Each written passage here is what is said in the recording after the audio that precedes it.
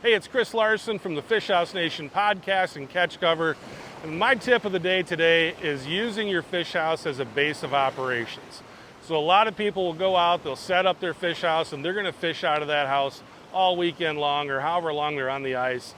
And maybe they'll move it around a little bit if they can catch some fish, maybe not, but they're there to have a good time. But for those of you that are really into fishing and you want to catch a bunch of fish, I've never heard of anyone, I've interviewed a bunch of tournament anglers, none of them ever said the best way to catch fish is to go set up somewhere and just sit there all weekend long.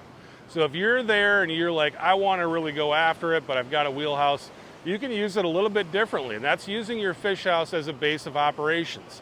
So what I like to do is set my fish house up in a place that will be really good fishing in the evening or at night. So a flat or a saddle, those are good places to set it up.